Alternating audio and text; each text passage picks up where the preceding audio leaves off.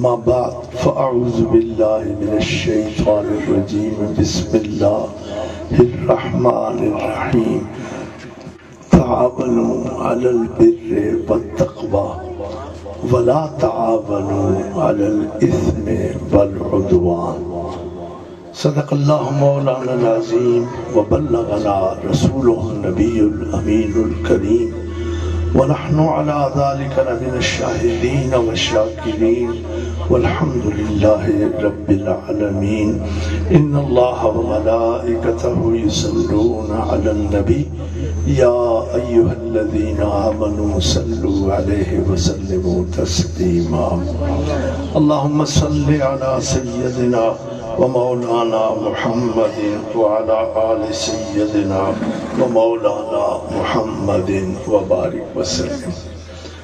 حاضرین گرامی قدر، میں آپ جملہ حضرات کا صمیم قلب سے شکریہ ادا کرتا ہوں کہ جنہوں نے بڑے ہی والہانہ اور محبت بھرے انداز سے ہم فقیروں کا استقبال کیا۔ میں چند ضروری باتیں آپ سے کرنا چاہتا ہوں اور وقت کے قلت کے سبب میں کوئی لمبی چوڑی تمہید نہیں باندھنا چاہتا بلکہ ڈائریکٹلی اپنے مقصد پر آنا چاہتا ہوں۔ میرے بہت ہی پیارے بیٹے سعود مجید نے ایک بات کی اور اسے وہ کیس سٹڈی بنانا چاہتا ہے اور بنانا چاہیے۔ یہ اللہ کا ایک بہت بڑا فضل و کرم ہے، لیکن اس کے پیچھے نظریہ کیا ہے؟ اب تمام لوگ صاحب علم ہو اور آپ کی اپنی ایک بڑی اچھی سوچ کے حامل لوگ ہو، کشمیر میں کام کرنے کا ایک مزہ یہ ہے کہ بڑے سمجھدار لوگوں کے ساتھ پالا پڑتا ہے۔ ہم ہر جگہ پہ کام کرتے ہیں، لیکن سچی بات یہ ہے کچھ عجیب سے لوگ مختلف جگہوں پہ ملتے ہیں، ان کو پہلے سمجھانا پڑتا ہے کہ یار تمہیں ضرورت اس چیز کی ہے، یہ ہونا چاہیے۔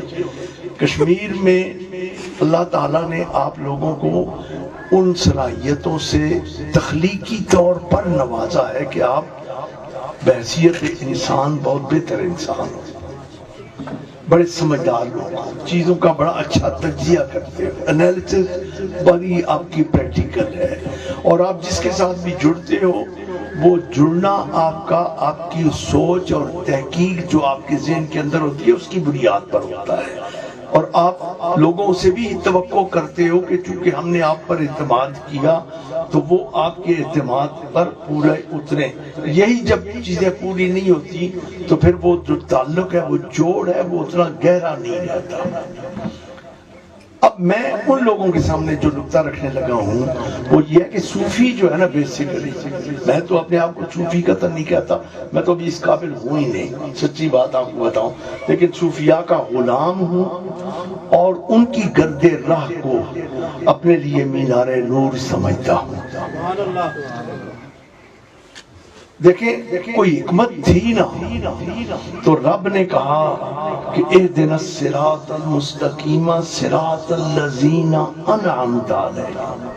یہ صراط الذین انعمت علیہم کی قید لگانے میں حکمت تھی نا کہ یہ انعمت علیہم کچھ خاص لوگ ہیں، نہ ہوتے تو خدا نہ کرتا۔ اب آپ دیکھیں نا، یہ بات بڑی ایک میں جو بات کرتا ہوں میری بات پہ ذرا توجہ دیجیے گا، جہاں آپ کو میرے سے اختلاف ہو میں آپ کو رائٹ دیتا ہوں کہ آپ میرے سے ڈسکس کر سکتے ہو، لیکن میں ایک بات آپ کو ایک پوائنٹ دیتا ہوں، پوائنٹ آف تھنکنگ، ایک تھاٹ دیتا ہوں، اس پہ غور کیجیے۔ کوئی اہمیت تھی نا ان لوگوں کی کہ خدا کہے ان لوگوں کے راستے پر چلا جن پر تو نے انعام کیا۔ اگر انعام عام ہے، اگرچہ انعام عام ہے، کون سا ایسی اللہ کی مخلوق ہے جس پر اس کا انعام نہ ہو؟ یعنی مخلوق کا باقی رہنا، قائم رہنا، موجود رہنا، یہ بھی اس کے انعام ہے۔ آپ اور میں زندہ ہے تو یہ انعام نہیں ہے، آپ اور میں کھا پی رہے ہیں تو یہ انعام نہیں ہے، آپ میں صحت میں ایک انعام اس کا عمومی ہے، اور وہ ساری مخلوق پر ہے، ساری کریشن پر ہے، فرشتوں پر بھی ہے، جنوں پر بھی ہے، انسانوں پر بھی ہے، حیوانوں پر بھی ہے، پوری مخلوق پر۔ لیکن اس ساری مخلوق میں سے جس کو اس نے انعام کہا، وہ اس انعام سے مراد وہ عمومی انعام نہیں، چند خصوصی انعامات ہیں جن سے اس طبقے کو خاص طور پر نوازا گیا، جن کے نقش قدم پر چلنے کو ہی ہم صراط مستقیم کہتے ہیں۔ ٹھیک ہے جی۔ اب ان میں سے ایک طبقہ تو بڑا بلند و بالا ہے، وہ تو چنے ہوئے لوگ ہیں، ان کی میں بات نہیں کرتا، وہ ہے انبیاء، ان کی میں بات نہیں کرتا۔ لیکن قرآن نے انعام یافتہ لوگوں میں اس ایک طبقے کو چھوڑ کر جن 3 طبقات کی بات کی ہے نا، صدیقین، شہداء اور صالحین، یہ 3 طبقے یہ ایک ہی گروہ سے تعلق رکھنے والے ہیں، جن کو میں آسان زبان میں کہوں تو وہ صوفی ہیں۔ وہ کون ہے؟ اب صوفی کی سوچ کیا؟ صوفی کی سوچ یہ ہے کہ وہ خدا کا محبوب بن جائے۔ صوفی کی سوچ، صوفی کا بنیادی تھاٹ کیا ہے، بنیادی نظریہ کیا ہے؟ وہ ہے اللہ کا قرب حاصل کرنا، اور قرب اسے ہی ملتا ہے جسے رب پسند کرے، جسے رب محبت کرے اسے ہی قرب ملے گا نا۔ جسے رب محبت نہیں کرتا وہ قرب حاصل نہیں کر سکتا۔ اب جس کو قرب چاہیے گویا اس کی خواہش ہے کہ میں رب کا محبوب بن جاؤں۔ اب جب اس نے محبوب بننے کا سوچا تو اسے قرآن میں رستہ نظر آیا، اور وہ رستہ کیا تھا کہ لوگوں میرے محبوب بننے چاہتے ہو تو پھر میرا محبوب بننے کے لیے میں تمہیں بتاتا ہوں، میرے محبوب کو اپنا مقتدا، پیشوا اور امام مان لو۔ اور غور کریے، ذرا سوچئے، اس میں جو بڑی لطیف حکمت ہے نا، بڑا لطیف اشارہ ہے، اس پر ذرا توجہ دیجئے کہ یہ جملے رب بھی کہہ سکتا تھا اپنے طور پر، یا ایھا الناس کے، ٹھیک ہے، وہ عمومی طور پر یہ کہہ دیتا۔ اسلام کی دعوت عمومی ہے اور نبی کی دعوت تو ہر ایک کے لیے، ارسلت الی الخلق کافہ، وہ رحمت للعالمین ہے، وہ رحمت للمومنین نہیں، وہ رحمت للمصلحین نہیں، وہ رحمت للصالحین نہیں، بلکہ وہ رحمت للعالمین ہے۔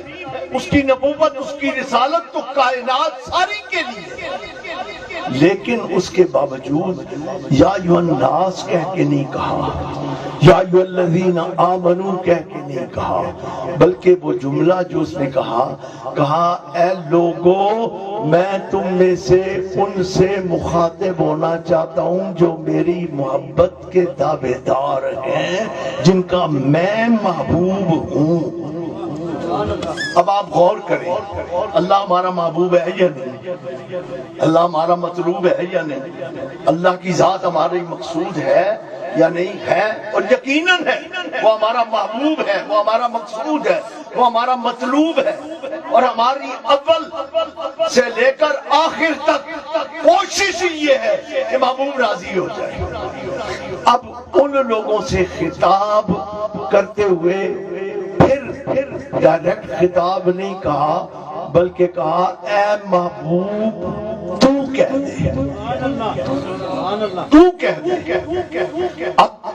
اب جو جملے کہلوائے جا رہے ہیں وہ جملے الفاظ خدا کے مصطفیٰ کی زبان سے ادا کروائے جا رہے ہیں کہ کہہ دے ان کنتم تحبون اللہ، اے وہ لوگوں جو اللہ سے محبت کا دعویٰ کرتے ہو، کامیابی چاہتے ہو تو کیا کرو، فاتبعونی۔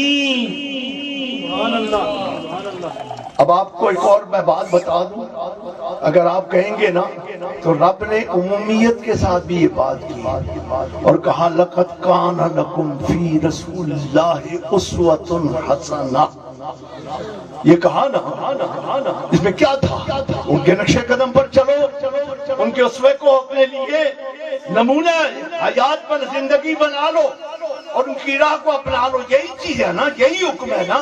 کہ اس میں تمہارے لیے بہترین نمونہ موجود ہے. تو جب بہترین نمونہ موجود ہے تو دعوت ایک عمومی ہے، لیکن یہاں عمومی دعوت نہیں ہے. کہا ان کنتم تحبون اللہ، اے اللہ کی محبت کا دعویٰ کرنے والوں کیا کرو؟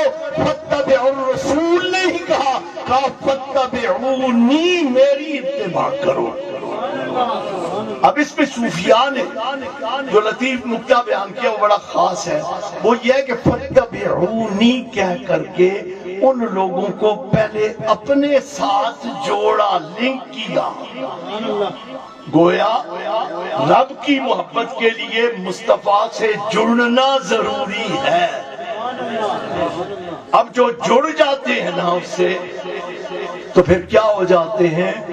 پھر وہ محب نہیں رہتے، پھر وہ سچے عاشق نہیں رہتے، پھر وہ سچے طالب نہیں رہتے، طالب صادق نہیں رہتے، بلکہ پھر وہ رب کے مطلوب بھی بن جاتے ہیں، محبوب بھی بن جاتے ہیں.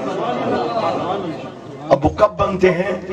فرمایا فاتبعونی، جب میری اتباع کرو گے نا تو میری اتباع سے اللہ کے محبوب بن جائے. اب اس پہ میں میری ساری یہ جو تمہید تھی اس کو جس پوائنٹ پہ میں لانا چاہتا ہوں اس پہ ذرا غور کیجیے. فاتبعونی، میری اتباع کرو. صوفی نے سوچا کہ اتباع اس انداز میں کی جائے اور وہ چیز ڈھونڈی جائے جس کو محبوب نے سب سے زیادہ پسند کیا. وہ کیا ہے؟ وہ یہ ہے کہ محبوب کے لیے کیا عثمان غنی جیسا امیر شخص محبوب نہیں تھا نا، صدیق اکبر جیسا ایلیٹ کلاس کا فرد منظور. میں بتاتا ہوں اور دو واقعے بیان کروں گا، ایک واقعہ اس دور کا اور ایک واقعہ اس دور کا. اس دور کا واقعہ گرمی ہے، دھوپ ہے اور نبی پاک بیٹھے ہوئے ہیں صحابہ کے ساتھ. اتنے میں ایک خاتون جس کی حالت بھی ٹھیک نہیں، جس کو ہم اپنی زبان میں کہتے ہیں چلی، یعنی جس کے حواس بھی نہیں پوری طرح، وہ آتی ہے دھوپ میں کھڑے ہو کے نبی پاک کو اشارہ کرتی ہے. ذرا میری بات سنیں اتنا ہے. اب نبی اس سے نہیں کہتے بڑی امپورٹنٹ میٹنگ کر رہا ہوں، میرے پاس تو بکر بیٹھے ہیں، علی بیٹھے ہیں، عثمان بیٹھے ہیں، یہ سارے بیٹھے ہوئے ہیں، تو اگر یہ میرے پاس بیٹھے ہوئے ہیں تو ابھی مجھے فارغ ہونے دے، میں میٹنگ سے فارغ ہو کے تمہاری بات سن لیتا ہوں. میرے نبی نے وہ میٹنگ چھوڑی اور چلے گئے. اور ایک روایت میں یہ بھی آتا ہے کہ جوتے بھی نہیں پہنے، چلے گئے. اب تپتی ہوئی دھوپ، اب وہ تو حواس باختہ خاتون ہے، وہ کھڑی ہو گئی اور باتیں کرنی شروع کر دی. اب لمبی چوڑی باتیں کر رہی ہے. اب وہ باتیں کر رہی ہے، پتہ نہیں کون کون سی باتیں بے تکی کر رہی تھی، کیا کر رہی تھی کیا نہیں. اب دیکھنے والے دیکھ رہے ہیں اور حیران ہو رہے ہیں، یا اللہ یہ عورت دیکھو یہ تو پاگل ہے، اس کو تو اس بات کا خیال نہیں کہ محبوب خدا ہے، حبیب خدا ہے، نبیوں کے نبی ہے، رسولوں کے رسول ہیں، اولو العزم ترین ہستی ہیں. ان کے کو دھوپ میں سے کھڑا کیا ہوا ہے اور بے تکی باتیں کرتی چلی آ رہی ہے اور وہ ختم نہیں کر رہی. اب یہ سارے پریشان ہیں لیکن نبی کے چہرے پر کوئی پریشانی نہیں. اسی حالت میں کھڑے سن رہے ہیں باتیں اور اس کے ساتھ باتیں کر بھی رہے ہیں. کافی دیر کے بعد کچھ صحابہ نے عرض کی حضور یہ تو پاگل ہے، آپ اس کے لیے اتنی گرمی میں کھڑے ہیں. میرے نبی نے ایک جواب جو دیا وہ جواب سن لو اور یہ آپ کے سوال کا جواب ہے. وہ جواب کیا تھا؟ فرمایا لوگوں میرے سوا کون ہے جو اس چلی کی باتیں سنے گا؟ سوچو یہ وہ سوچ، یہ صوفی. صوفی یہ نہیں جو پھوک مارے، صوفی وہ نہیں جو تعویذ دیتا پھرے، صوفی وہ نہیں جو کچھ اور کرتا پھرے. ڈرامے بازی کی تصوف میں کوئی گنجائش نہیں، ریاکاری کی تصوف میں کوئی گنجائش نہیں. اب اس بندے نے کیا کیا؟ اس بندے خدا نے، اس اللہ کے حبیب نے اس جلی کے دل کو خوش کر کے دنیا کو بتایا کہ فَاتَّبِعُونِی اگر پڑھنی ہے تو دھوپ میں جلنا بھی پڑے تو ڈپرائیوڈ کا دل نہ توڑو، اس کا دل رکھنے کے لیے دھوپ برداشت کر لو۔ یہی نقطہ صوفی نے بچپن اس کے آنکھوں میں گزرا ہے اور بہت قریب سے دیکھا، اور اس نے یہ واقعہ خود بھی سنایا، اور جو اس کے دوست تھے اس دور میں، جن میں میجر ممتاز کے دادا خان صاحب بھی تھے، یہ بھی اس واقعے کے عینی شاید تھے، انہوں نے بھی سنایا، اور یہاں پہ یہ بیٹھے ہوئے ہیں ان کے دادا سیٹھ سلیمان صاحب، وہ بھی اس موقع پر موجود تھے۔ یہ صوبیدار میجر تھے غالباً اس وقت خان صاحب، اور یہ پوسٹ تھے لنڈی کوتل میں۔ تو لنڈی کوتل میں انہوں نے حضرت صاحب کو دعوت دی، حضرت خواجہ محمد اکرم شاہ صاحب کو، میرے دادا، اور ان کو دعوت دی اور کھانے پہ بلایا، اور جس طریقے سے طریقہ کار ہوتا ہے، چونکہ وہ سردار تھے فوج میں، تو انہوں نے اس علاقے کے جتنے بھی عمائدین تھے، بڑے بڑے لوگ تھے، ان سب کو دعوت دی، تو وہ سارے شملے باندھے ہوئے اور بڑے اس کے ساتھ وہ آئے، اس محفل میں شریک ہوئے، انہوں نے بزرگ کی باتیں بھی سنی اور سارا کچھ ہوا اور دعائیں بھی کی۔ تو میر اکبر خان بیٹھا ہوا ہے ساتھ۔ اب جب وہ لوگ سارے چلے گئے تو انہوں نے، میر اکبر خان نے کہا حضرت اس ساری دنیا سے دعا کرنے تے میں ساری عمر تھوڑے نال گزاری، میرے سے دعا کوئی نہیں، میرے لیے بھی دعا کرے۔ اب وہ پیار سے نا میر اکبر خان کو کالا کہتے تھے، انہوں نے فرمایا کالیا میں چاہمنا تے تُدھا ان ساریاں کو زیادہ دنیا اللہ کو دیوا سکنا۔ اب فقیر بھی اپنے موج میں تھا کہ اگر میں چاہوں تو تمہیں بھی میں دولت کے انبار رب سے لے کر دے سکتا ہوں، پر جتن دولت مل گئی نہ تو میرے جو گر ایسے نہ میں تیرے جو گر ایسے۔ لوگوں کے سامنے جب یہ بات سنی تو اس درویش اس کالے نے جو جواب دیا نا، وہ جواب بڑا زبردست تھا۔ کہنے لگا حضرت جڑی دولت تھوڑے کو دور کرے اس سے میں موترنا نہیں چاہیے، کچھ بھی نہیں چاہیے۔ اب اس کو صلہ کیا ملا؟ اس کو صلہ یہ ملا کہ حضرت صاحب نے جو دعا دی وہ دعا کیا تھی؟ فرمایا کالیا اللہ تُدھا بہت دیسی کمان لوگ دکھا دوں۔ تقریباً 90 سال کی عمر میں وہ شخص اس دنیا سے رخصت ہوا۔ یہ سارے لوگ ہوا ہیں جو بڑے بڑے میری عمر کے ہیں، ان کو بالکل اس بات کا پتہ ہے کہ زندگی بھر نہ اس بندے نے تجارت کی، نہ اس نے کاروبار کیا، نہ ہی اس نے ایون کے کھیتی باڑی کی، نہ ہی اس نے کوئی کام کیا، نہ ملازمت کی، لیکن جس جگہ پہ جاتا تھا وہ سر اونچا کر کے، سر بلند ہو کر کے جاتا تھا، اور میں نے بڑے بڑے لوگوں کو اس سے لاٹھیاں کھاتے اور گالیاں سنتے دیکھا ہے۔ یہ کیا تھا؟ بنیادی طور پہ یہ تھا کہ جو لوگ صوفیوں کے ساتھ جڑ جاتے ہیں نا، پھر وہ مال و منال کو، دولت کو، عزت کو سب کچھ نہیں سمجھتے، وہ خدمت کو سب کچھ سمجھتے ہیں۔ اور تو گڑی شریف سے جو درس اپنے متعلقین کو ملتا ہے وہ خدا کی قسم سوائے اس کے اور کچھ بھی نہیں۔ وہ کیا ہے؟ وہ درس یہ ہے کہ تم بھی اللہ کی مخلوق کی خدمت کرتے رہو، اللہ تمہیں نوازتا رہے گا۔ یہ جو جھاڑو دیتے ہیں نا ہاتھ سے پکڑ کے آئی ٹی سینٹر میں، یہ در حقیقت خدمت کرنے والے خادم ہیں، خدمتگار ہیں۔ یہ جو پہرا دیتے ہیں کاموں پر اپنے کام چھوڑ کر کے، آپ کا کیا خیال ہے امتیاز کا کوئی کام نہیں ہوگا؟ سب سے پہلا آدمی یہی بیٹھا ہوا ہے۔ لیکن سب کچھ چھوڑ دیے. جس دن سے پنجاب اور کشمیر کا صدر بنا سارے کام کاج چھوڑ دیے. ایک ہی دھن سواری ہے, وہ کیا کہ جو ذمہ داری مجھ پر عائد ہوئی ہے میں اس ذمہ داری کو پوری کروں. میں تصویریں دیکھتا ہوں نا, مجھے وہ تصویروں میں کوئی ایسی تصویر نہیں لگتی جس میں امتیاز چشتی کھڑا نہ ہو, جس میں نعیم نہ کھڑا ہو, جس میں طفیل کھڑا نہ ہو. اور یہ لوگ کیوں کھڑے ہوتے ہیں؟ اس لیے کہ انہوں نے اپنی زندگی کا مقصد حیات یہ بنا لیا ہے کہ ہم نے خدمت کرنی ہے, اور خدمت کرنے کا بہترین طریقہ یہ ہے کہ آرگنائزڈ انداز میں خدمت کی جائے. یہ سبق ان کو ان کے پیر نے دیا, خواجہ محمد اعظم شاہ صاحب نے.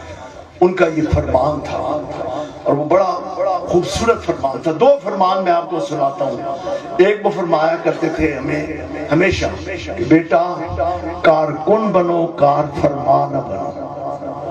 ہم میں سے اکثریت کار فرما بنتے ہیں, یہ کام کر دے, پانی پلا دے, وہ کرسی ادھر رکھ دے, یہ مائک اٹھا لے, وہ چیز کر لے. ہم لوگ کار فرما ہیں. فرمایا کار فرما نہ بنو کارکن بنو. اور دوسرا وہ فرماتے تھے کہ جھاڑو کے تنکے اگر بکھرے ہوئے ہوں تو وہ صفائی نہیں کر سکتے. اگر جھاڑو کے سارے تنکے آپ رسی سے ان کو ہٹا دیں اور ان کو کھلا دیں تو 200 آدمی نہیں 2000 آدمی بھی ان تنکوں سے صفائی کر سکتے ہیں؟ نہیں کر سکتے. لیکن اگر ان تنکوں کو ایک نظم میں جوڑ دیں تو ایک 6 سال کا بچہ بھی اس جھاڑو سے صفائی کر سکتا ہے. یہی وہ درس ہے جو تنظیم کا ہے.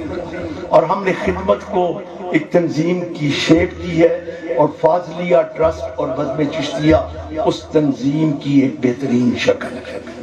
اللہ تبارک و تعالی ہمیں اس میں کامیاب کرے. جہاں تک آپ کے مطالبات کا تعلق ہے, میجر صاحب نے کہہ دیا. آپ کو پتہ ہے کہ میں بہت سارے معاملات میں اتنا دخیل نہیں ہوتا, کیونکہ ہم نے جو نظام بنایا ہوا ہے نا, میں نے پہلے آپ سے بتایا کہ ہم نے ایک نظم بنایا ہے, اور نظم میں ہم نے ڈیلیگیشن آف پاور کی ہے. ہم ان لوگوں میں سے نہیں ہیں, نہ ان لوگوں کو پسند کرتے ہیں جو کہتے تو ہیں کہ جی کوئی بندہ ہمارے آگے کام کرے لیکن وہ کٹ پتلی ہو, جو کچھ وہی کہیں وہی کرے. نہیں, ہم ایسے لوگوں کو پسند نہیں کرتے. تو پہلے اپنی ذات سے ابتدا کرتے ہوئے ڈیلیگیشن آف پاور کی ہے, اور اس ڈیلیگیشن آف پاور کے تحت تمام انتظامی فیصلے ہماری ایگزیکٹو کمیٹی کرتی ہے, جس کے سربراہ سی اے او فاضلیہ ٹرسٹ راجہ ممتاز حسن صدیق صاحب ہیں. تو میں بھی ان کو بورڈ کی طرف سے اسٹرانگ ریکمنڈیشن دوں گا کہ وہ اپنی پہلی ترجیح میں آپ لوگوں کے مطالبات کو پورا کرنے کے لیے کوشش کریں. اور دوسری بات جو بہت ضروری ہے وہ بھی کرنا چاہتا ہوں, اور اس کو بھی آپ دل کے کانوں سے سنیں گے, وہ یہ ہے کہ حقیقت کو حقیقت کہنا شروع کر دو. دیکھیں, میں سچی بات کہتا ہوں, ہم جہاں کام کرتے ہیں نا, تو میں ہر روز, یہ میرا اللہ گواہ ہے اس بات پر, یہ بات میں آپ کو گواہ بنانے کے لیے آپ کو بتا رہا ہوں کہ آپ بھی اس پر میرے گواہ بن جائیں. میں اپنے اللہ کی بارگاہ میں ہر وقت عرض کرتا ہوں, اے اللہ تو فاضلیہ ٹرسٹ کو مزید توفیق عطا فرما کہ تیری مخلوق کی بے حد و حساب خدمت کریں اور کروڑوں لوگوں تک وہ فیض پہنچائیں جو ہمیں کہیں سے نہیں ملتا, صرف تیری بارگاہ سے ملتا ہے, اور اس پر ہم کاربند ہیں. لیکن میں ہر وقت یہ دعا کرتا ہوں اور آپ کو گواہ بناتا ہوں کہ اللہ سے میری دعا یہی ہوتی ہے, اللہ تو توفیق ضرور دے, کام بھی کریں, لوگوں کے لیے آسانیاں بھی بانٹیں, لوگوں کے دکھوں میں بھی شریک ہوں, لیکن کہیں پر دل میں ہمارے بڑائی اور تکبر نہ آ جائے, ہم اپنے آپ کو اچھا نہ سمجھیں. میں سچے دل سے کہتا ہوں ہماری تنظیم بحمداللہ تعالی اچھا کام کر رہی ہے, لیکن ہم سے بڑی بہت ساری تنظیمیں وہ مصروف کار ہیں, اور ہم ہر تنظیم کو بے انتہا عزت کی نظر سے دیکھتے ہیں.